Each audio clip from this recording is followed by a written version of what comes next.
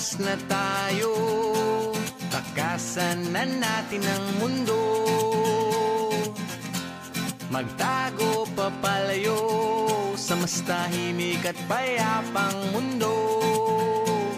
Umubulong ang hanging amihan at huni ng ibon.